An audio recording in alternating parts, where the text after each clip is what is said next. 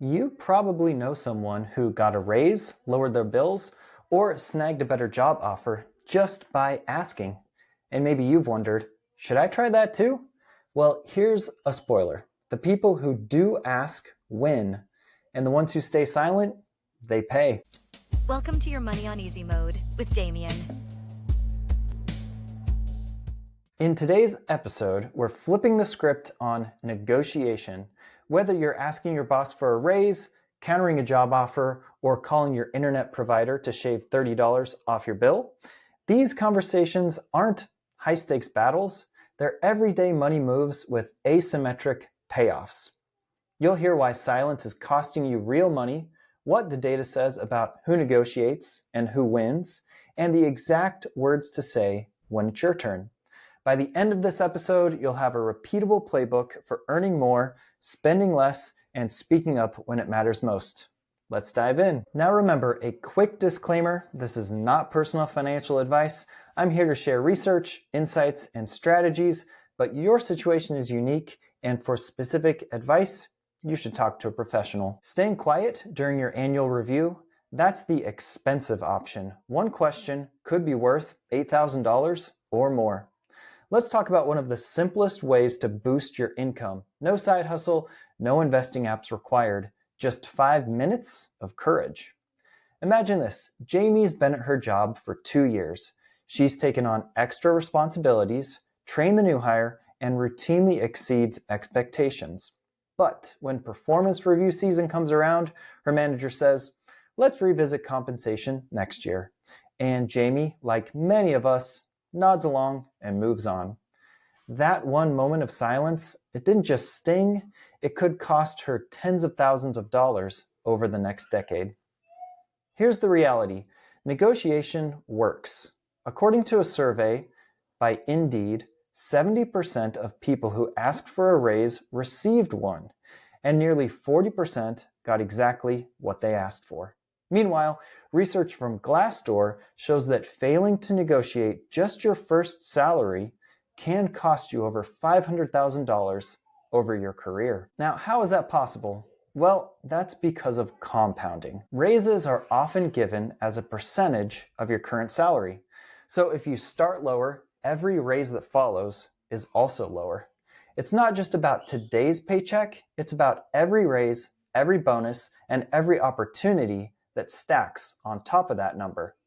Let's look at another example. In 2023, a project manager named Sam in Austin realized that his role had quietly grown after 2 team members left. He took over new responsibilities but kept the same title and salary. After 6 months, he documented his contributions, ran market salary comparisons on sites like PayScale and Robert Half, and asked for a 12% raise. His company came back with 10%. That's over $8,000 more per year just for initiating the conversation. So how do you do it? Time it right. Performance reviews or post-project wins are golden moments. Show your receipts. Come in with a short list of clear, measurable contributions. Know your worth. Use salary tools to back up your request with data. And practice your ask. Try something like, based on my impact this year and the market rate for this role, I'd like to discuss adjusting my salary to X dollars. Does that sound fair? And if you're worried about rocking the boat, remember this.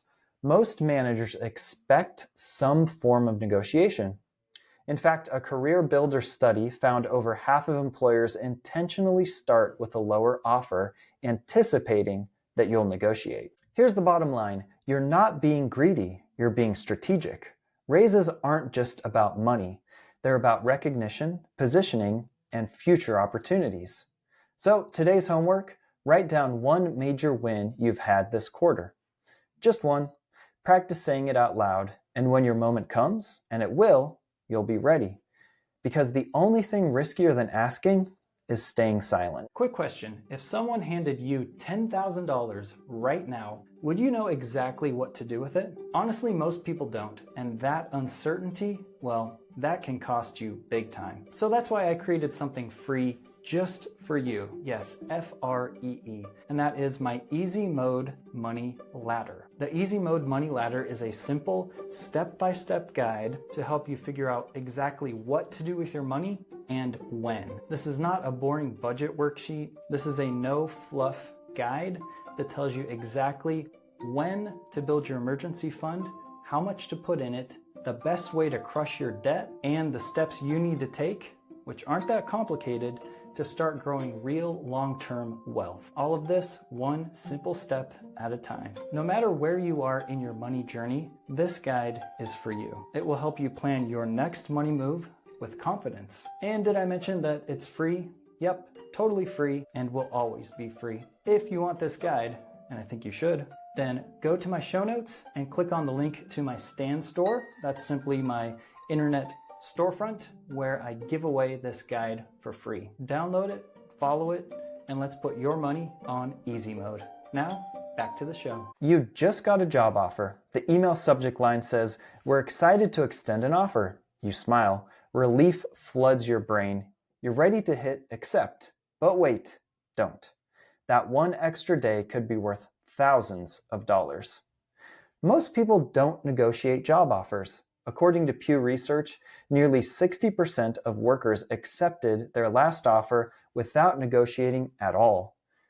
Here's what they missed. In that same survey, 85% of the people who did negotiate got at least part of what they asked for.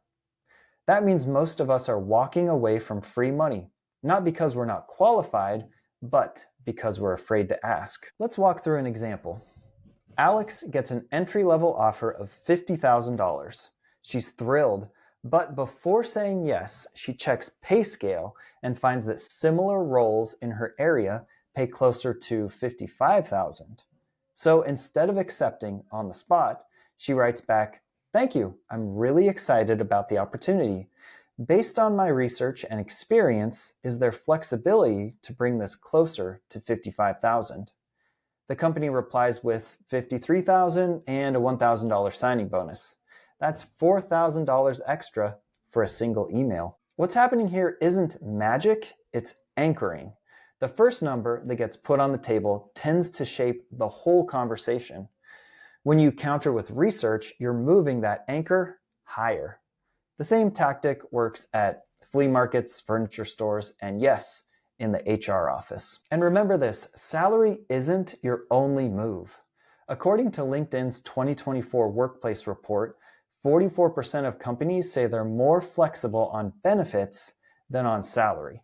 That means you can also negotiate things like extra vacation days, flexible work hours, professional development budgets, or a hybrid schedule, things that seriously improve your quality of life. The key is not to rush.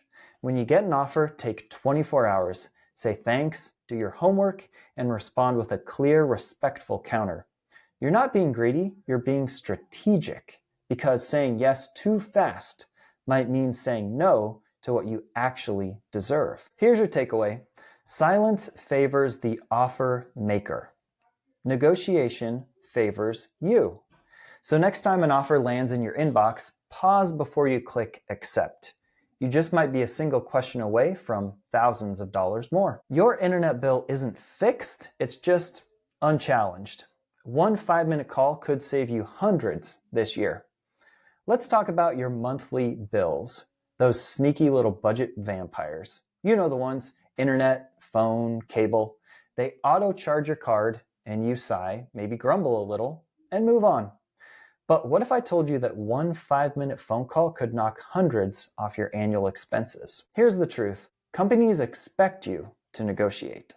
According to Consumer Reports, 70% of people who called their cable or internet provider to haggle got something out of it. Even better, 25% saved up to $50 per month. That's $600 per year for picking up the phone one time. Let me give you an example. Jimmy was paying $110 a month for cable and streaming. One day, frustrated, he finally called and politely said, "I'm thinking of canceling because the price is just too high." The rep transferred him to the customer retention team, also known as the Don't Leave Us squad. Within 10 minutes, Jimmy walked away with a $30 monthly discount. That's $360 saved in less time than it takes to make a sandwich. Think of these companies like flea market vendors. The sticker price is a suggestion. If you smile, show you've done your homework, and simply ask, you'll often get a better deal.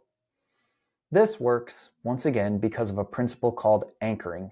They start high, assuming that you'll settle, but if you reset the anchor with competitive offers or pricing from other providers, they'll often meet you somewhere in the middle. NerdWallet recommends a script that works. Hi, I've been a loyal customer for X number of years. I love your service, but I've seen your competitor offering a lower price. Can you help me stay? Simple, polite, and effective. And here's a fun fact. Business Insider reported on a woman who tried this twice. The first rep said no. She called back a few days later, spoke to someone else, and scored $22 off per month. The lesson: persistence and politeness are a power combo. What we're really talking about here is an asymmetric payoff. Your downside is a 5-minute conversation, but your upside is hundreds of dollars. That's a rare deal in personal finance. So, here's your challenge. Pick one recurring bill this week: cable, internet, or phone. Call them. Ask nicely. Use the script. The worst they can do is say no. And the best case, you get a raise from yourself. You're probably paying for subscriptions that you forgot even exist. And those free trials, they're quietly draining your bank account. Let's play a quick game. How many subscriptions do you have right now? Think beyond Netflix. Add on Spotify, your fitness apps, cloud storage, Amazon Prime, that newsletter you forgot that you signed up for. Got a number yet? If you're like most Americans, the answer is probably 5 or more. Here's the kicker. We forget about at least half of them.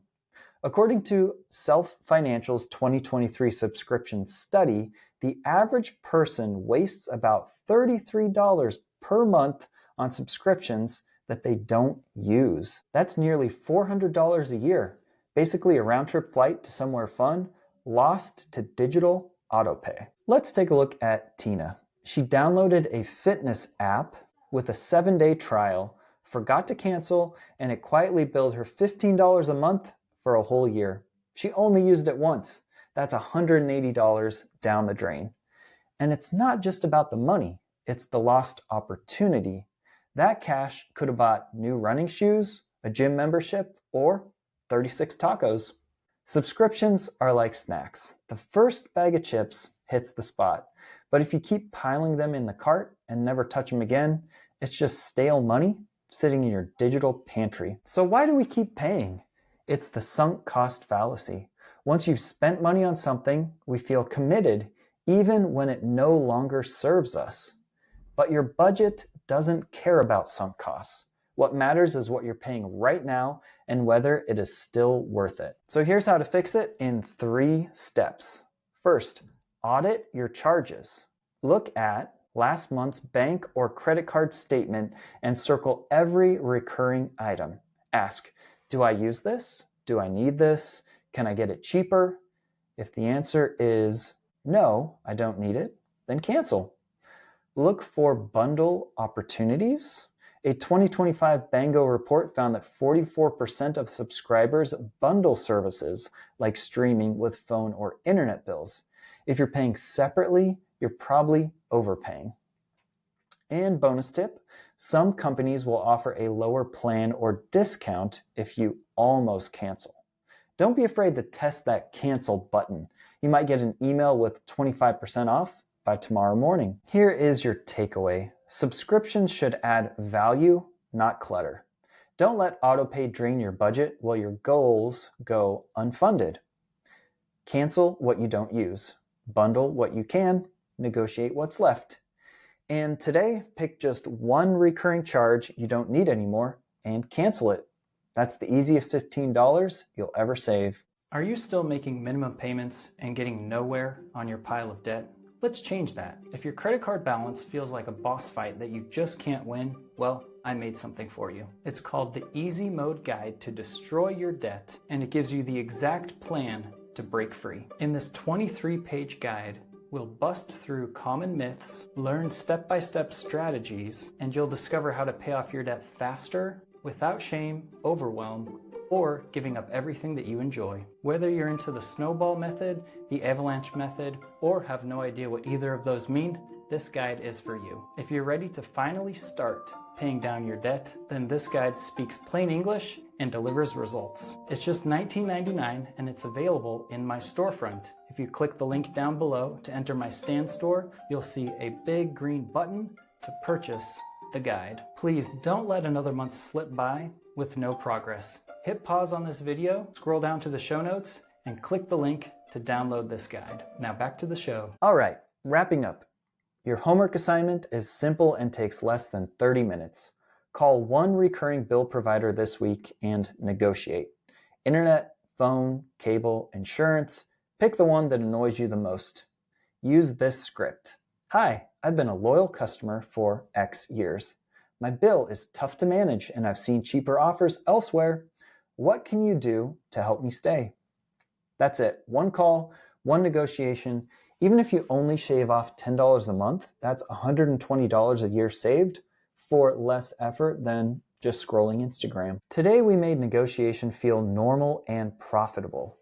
You heard how a well-timed raise request compounds for years, why pausing before you accept a job offer can add thousands, and how a 5-minute call can shrink bills and subscriptions. The through line is simple.